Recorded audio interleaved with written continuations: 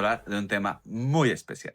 Es una nación que ha sido muy solicitada y que definitivamente cambió el escenario sociopolítico y geopolítico a partir del siglo XX. Estamos hablando de nada más y nada menos que de la URSS.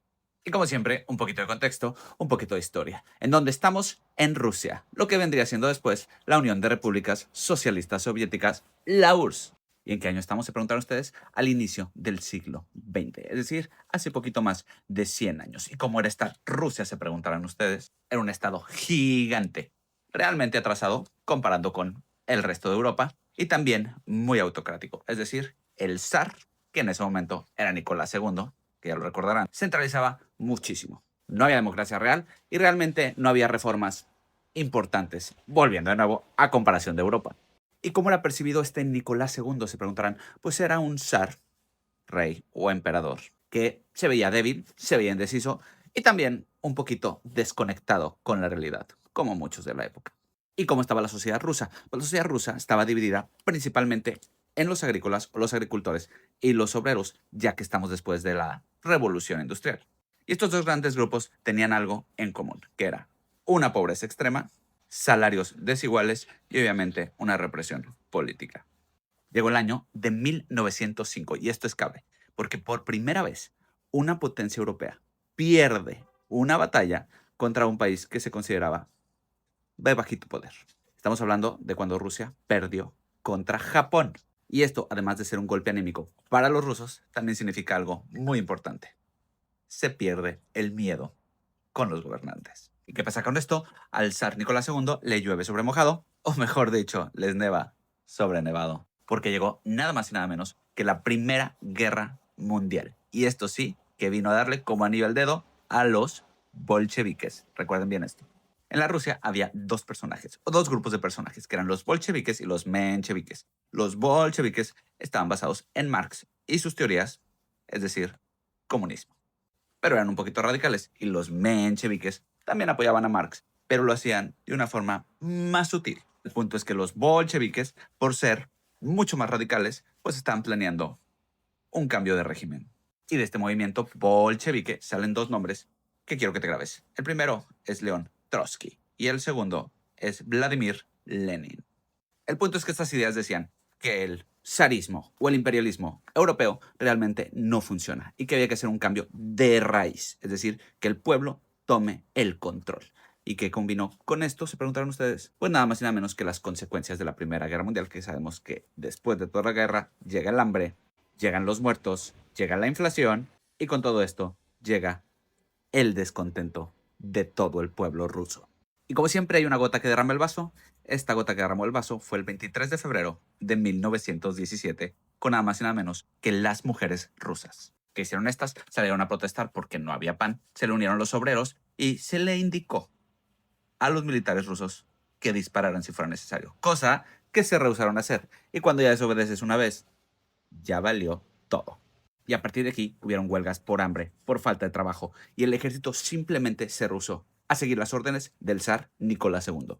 Esto sería en febrero de 1917, y para marzo de 1917, al saber que ya no tiene el control de su propio ejército, Nicolás II decide abdicar, terminando así con 300 años de control del zarismo en Rusia.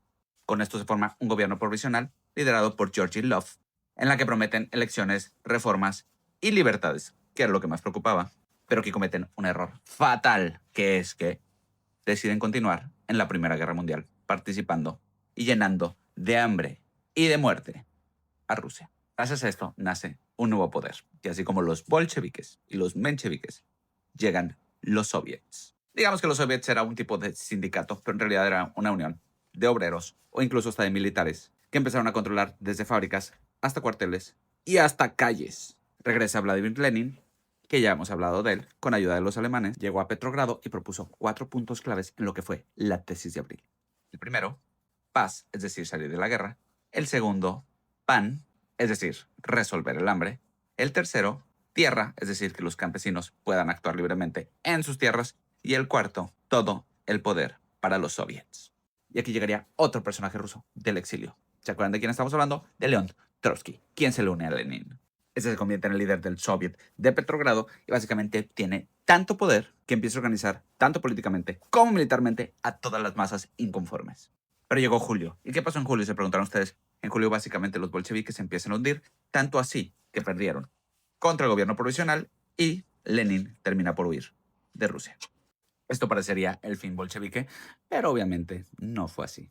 En septiembre de ese año, Larkhinov intenta hacer un golpe de derecha y Kerensky pide ayuda para defenderse. ¿A quién le pide ayuda? A los soviets. Y entonces los bolcheviques intentan defenderse, cosa que logran, haciendo que el golpe fracase, que el gobierno quede desprestigiado y que se coloque a los bolcheviques como los grandes salvadores de la nación rusa y por lo tanto de la revolución.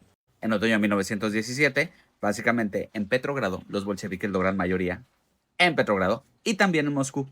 Trotsky dirige el comité militar revolucionario y Lenin toma la decisión en el momento de la insurrección.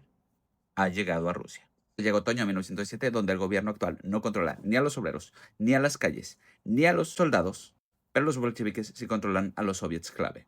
Entonces Trotsky lleva su comité militar revolucionario del Soviet de Petrogrado, donde básicamente lleva a la Guardia Roja, que eran milicias obreras, además de soldados y marinos simpatizantes al movimiento. ¿Cuál el objetivo de estos? No era iniciar ninguna guerra, pero sí era paralizar de alguna forma al Estado. Entonces, la noche del 25 de octubre de 1917, o también la del 7 de noviembre, para el calendario actual, las fuerzas bolcheviques ocupan trenes, ocupan los puentes, estaciones de tren, centrales eléctricas y hasta edificios gubernamentales, haciendo que se paralice por completo la ciudad.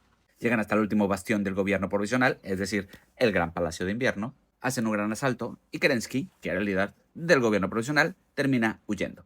Esto hace que este mismo gobierno provisional deje de existir en este momento.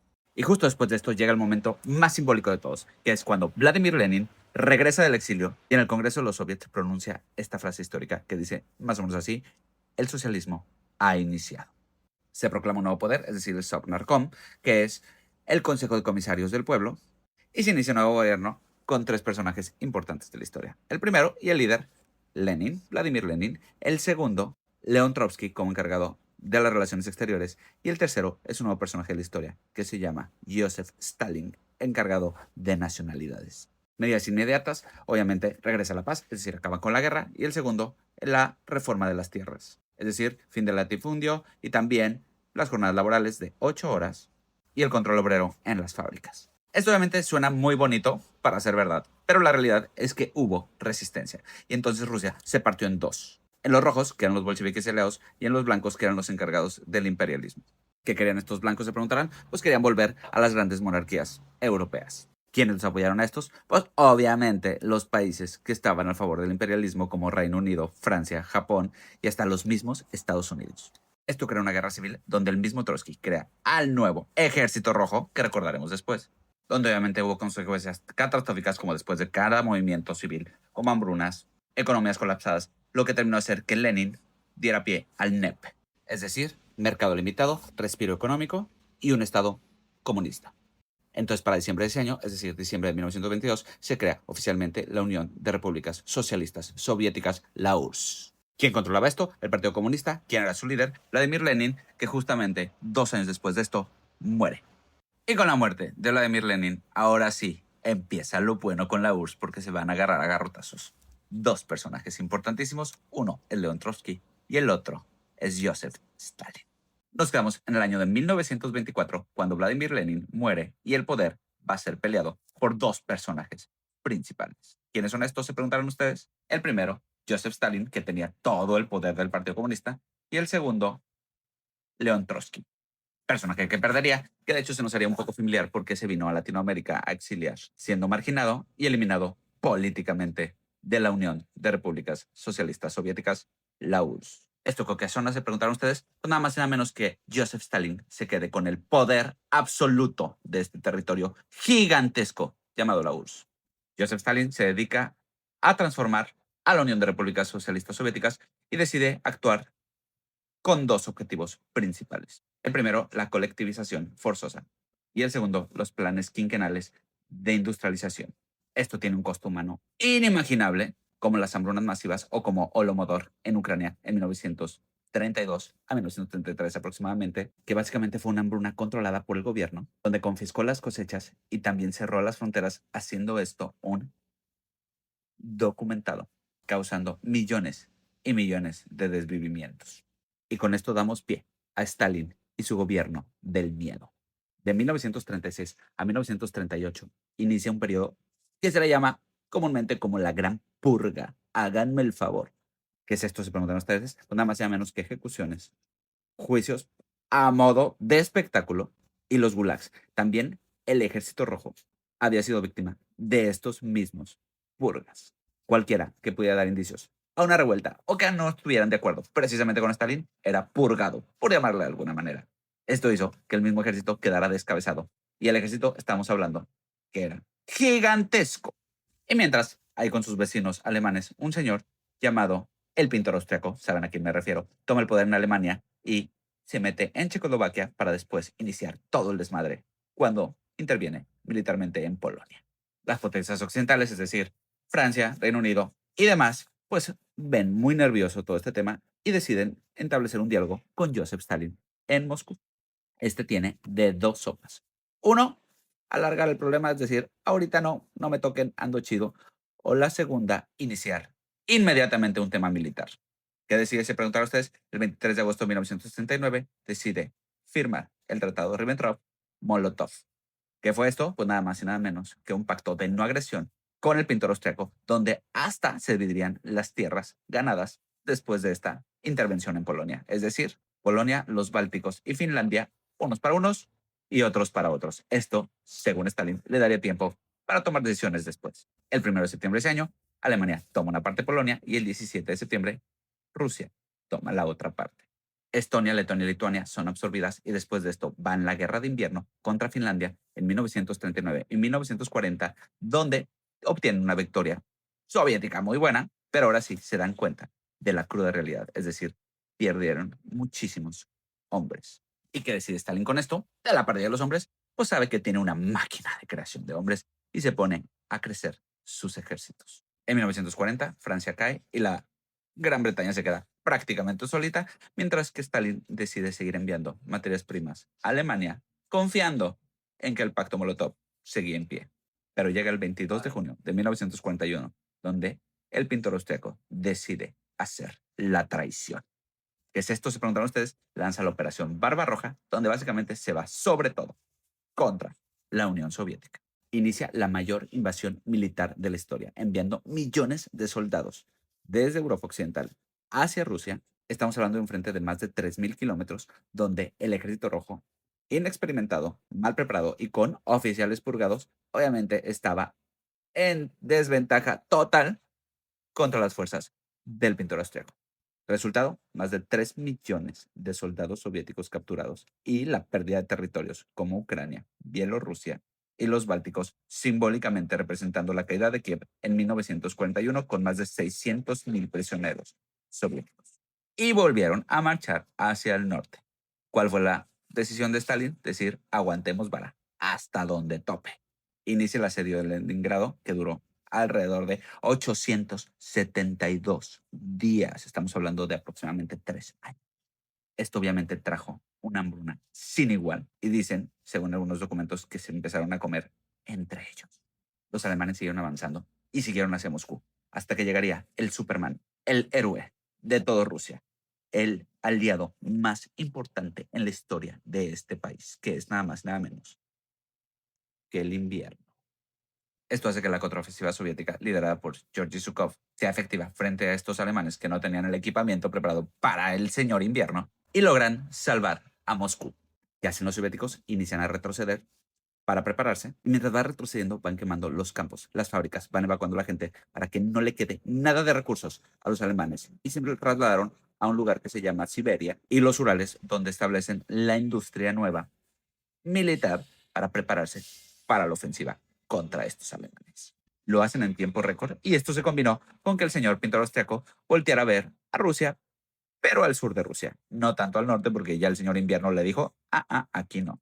Así que se van sobre el Cáucaso por el petróleo y determinaron una ciudad como objetivo, que es símbolo, llamada Stalingrado, precisamente por el nombre que tiene del Joseph Stalin. De agosto de 1942 a febrero de 1943 hacen una guerra casa por casa. Fue una masacre sin igual. ¿Pero qué hace el Ejército Rojo? Se preguntarán ustedes. No entra a Stalingrado, lo rodea. Y el resultado es cercar completamente al sexto ejército alemán y atrapar a más de 300.000 alemanes en su territorio. Esto ocasiona que por primera vez en toda la historia de la Segunda Guerra Mundial, Alemania se rindiera. Esto fue un mensaje que fue enviado a todo el mundo diciendo: Alemania puede sangrar, no es invencible y también se puede rendir. Pero los alemanes en julio de 1943 dicen: vamos por la última. Estamos muy cerquita. Como el señor que apuesta dice: aquí va la última. Así que se lanza sobre Kursk, pero se encontraría con un ejército rojo completamente renovado. ¿Cuál fue el resultado de esto? Se preguntaron ustedes. Pues el costo humano es gigantesco porque resistieron cual Leónidas en las Termópilas. Y a partir de aquí, el punto de inflexión existiría, haciendo que Rusia fuera por todas ahora sobre Alemania. A partir de 1994 se relanza hacia Europa, liberando ciudad por ciudad, iniciando un tema de derrota tras derrota de los alemanes. Liberaron Polonia, Bulgaria, Rumania, Hungría, Checoslovaquia, terminando por liberar a la Yugoslavia.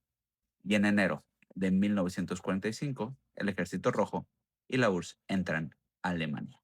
Y tras esto, el 8 de mayo de ese mismo año, llegaría la rendición total de Alemania frente a la URSS y sus aliados.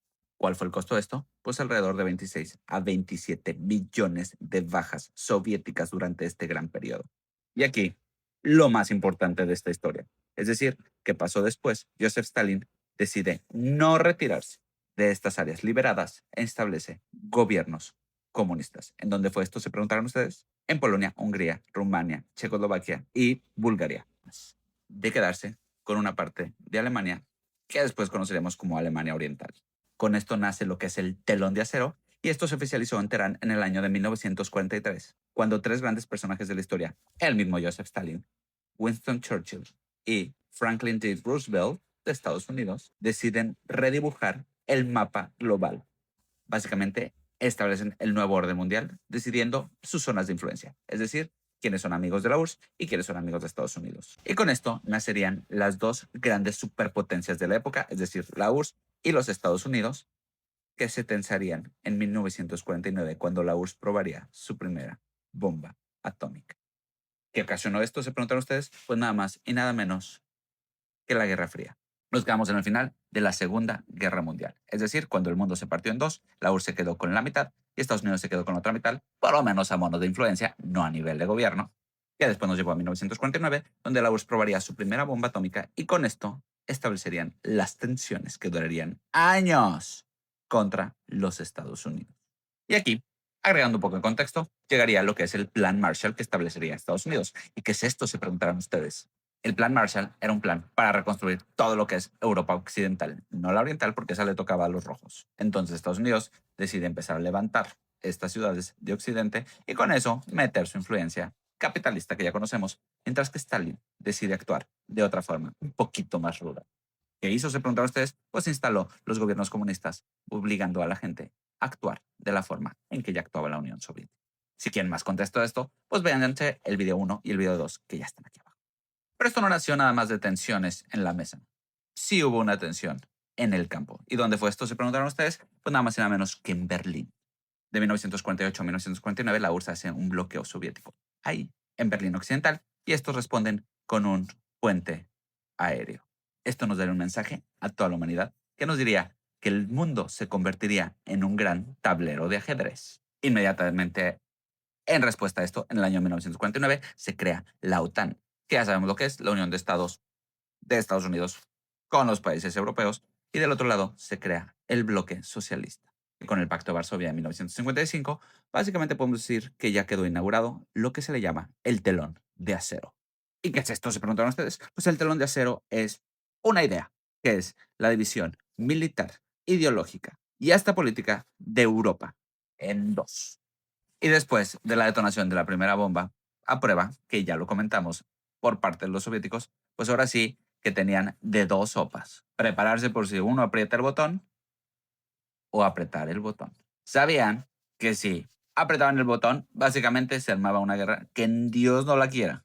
Así que prefieren prepararse y inicia lo que se le llama la carrera armamentística. Llega el año 1953 y con este el desvivimiento de Joseph Stalin.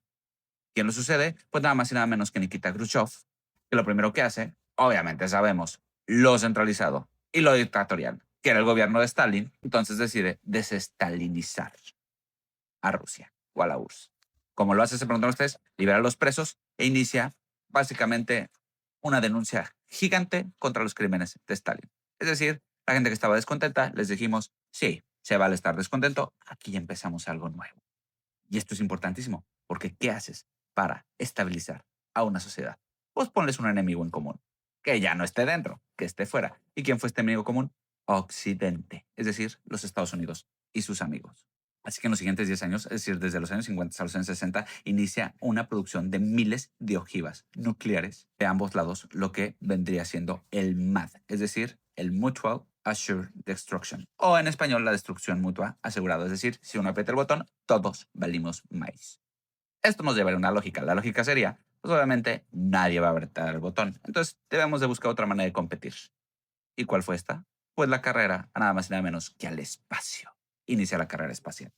En 1957 la URSS lanza el Sputnik 1 o el Sputnik 1, que es el primer impacto espacial que provocó este mismo impacto en todo el mundo, poniendo a la Unión de Repúblicas Sociosoviéticas en el top mundial. Esto hace que en el año de 1961 Yuri Gagarin se convirtiera en el primer hombre en estar en el espacio. ¿Y qué nacionalidad tendría esta? Se preguntan ustedes. Soviético.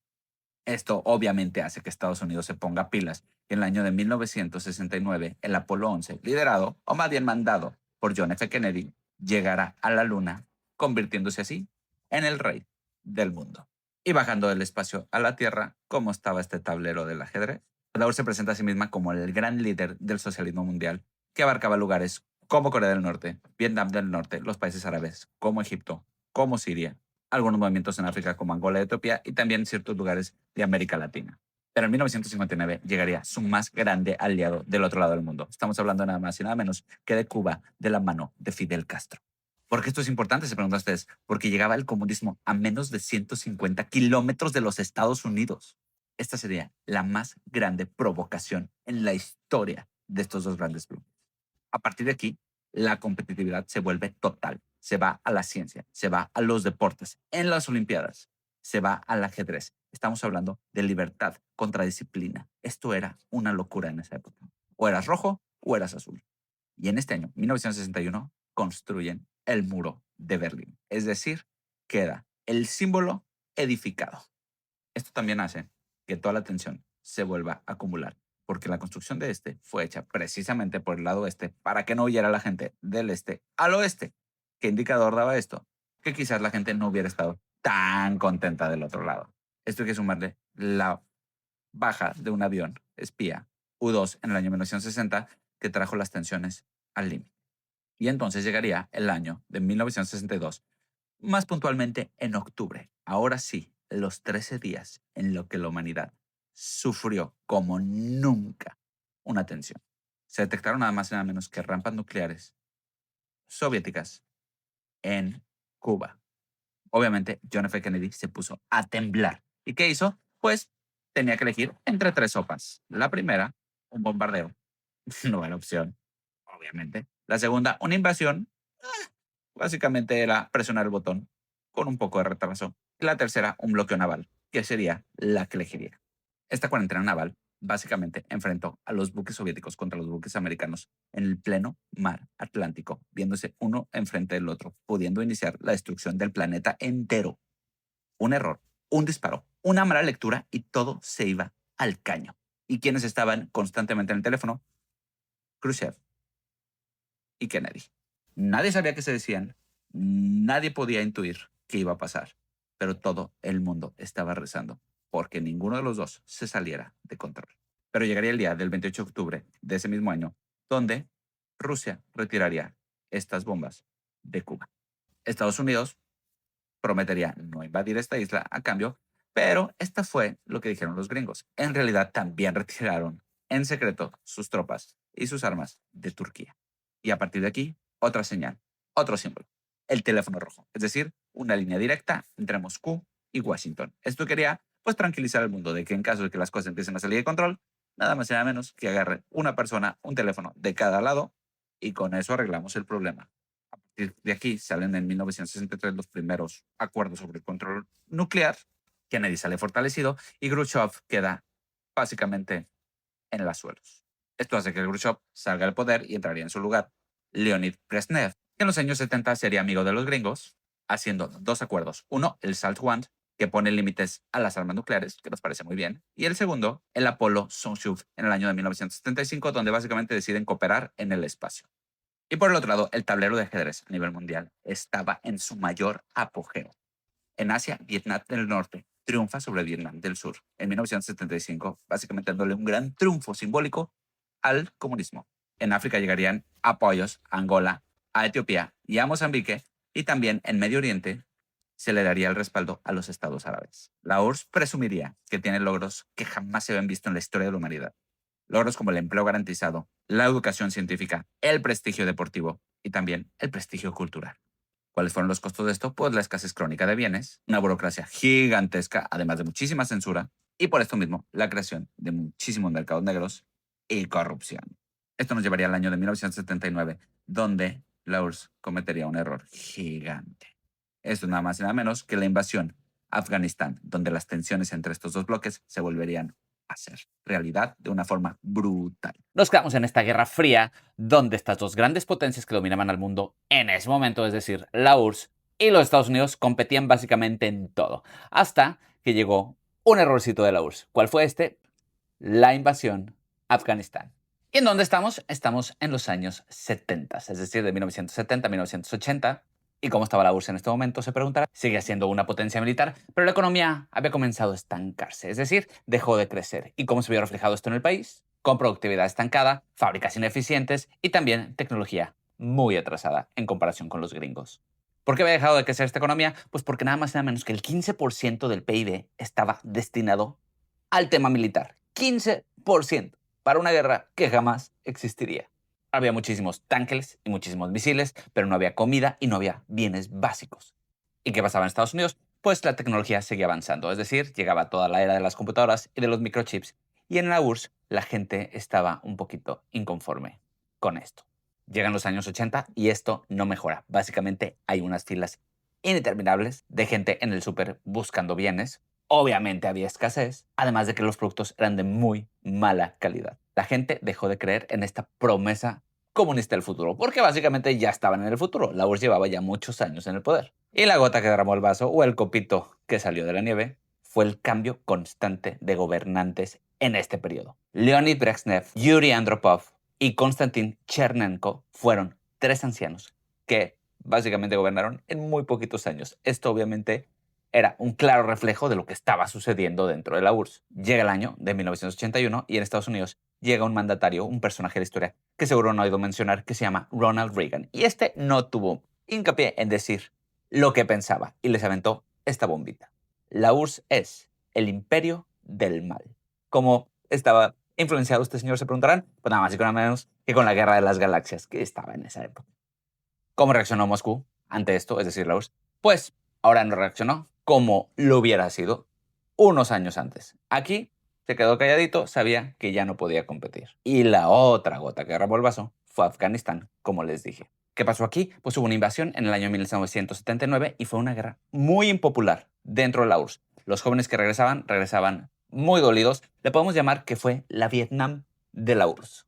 Y aquí llega Andrei Sakharov, que es un personaje de la historia, un físico nuclear de la URSS, que básicamente denunció lo que estaba pasando dentro de esta nación. Denunció varios abusos y esto se unió con nuevos nacionalismos que estaban sucediendo en unos satélititos ahí de la URSS, soviéticos, ahí en los Bálticos, por el Cáucaso y particularmente en Ucrania. Y llega el mes de marzo de 1985 y con un gran personaje de la historia que seguro le sonará familiar, que se llama Mikhail Gorbachev.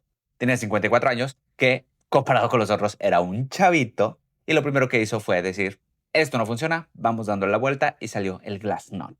¿Qué significa Glasnost? Significa transparencia. Y a este se le unió otra pequeña reforma que seguro les sonará familiar, que se llama la perestroika.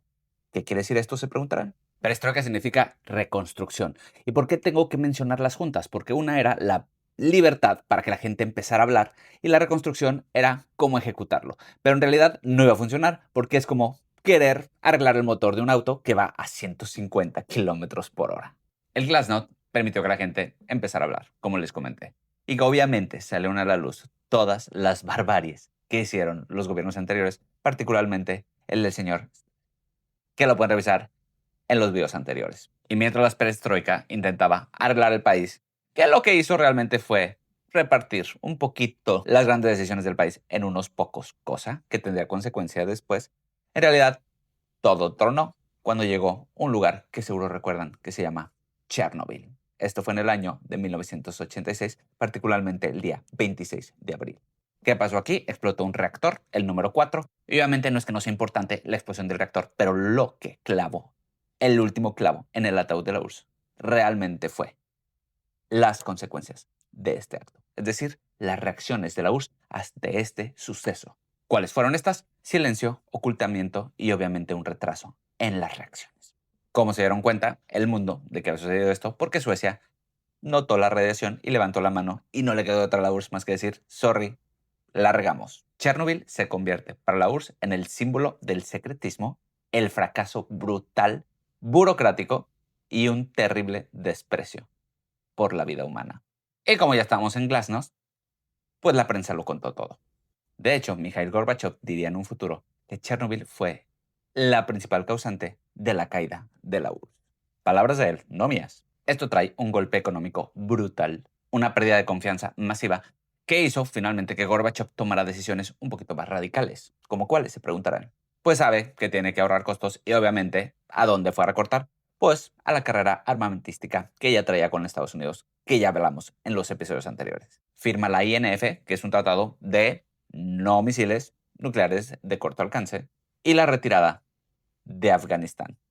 Esto fue clave porque fue aplaudido por el mundo y vieron a Mikhail Gorbachev como alguien que sí cumplía lo que decía y alguien confiable. El mundo aplaudió, también hubo una nueva apertura política, donde en 1989 se hacen elecciones parcialmente libres, lo que fue el Congreso de los Diputados. Y por primera vez fueron electos personas que no eran tan íntimas al Partido Comunista de la Unión Soviética. Dentro de ellos emergería una figura nueva, otro personaje de la historia que se llama Boris Yeltsin. Y eso es importante decirlo porque uno pensaría que el mundo está feliz, que la URSS está feliz con estos nuevos cambios, pero no, había un grupo que estaba muy enojado con esto, liderado precisamente por Boris Yeltsin. Esto trajo la doctrina Sinatra. Y como dice Sinatra, my way. Entonces cada quien lo hacía a su manera. Esto permitió a que todos los satélites empezaran a independizarse de cierta forma. Y aquí empezó el efecto dominó. Polonia, Hungría, Checoslovaquia y Rumania, prácticamente en 1989, abren fronteras a Occidente y el 9 de noviembre de 1989, un funcionario alemán adelanta que también Alemania Oriental abriría fronteras, esto ocasionó caos y terminaron derrumbando el muro que separaba a estas dos naciones o una misma separada en dos. Es decir, esto fue la caída del muro de Berlín.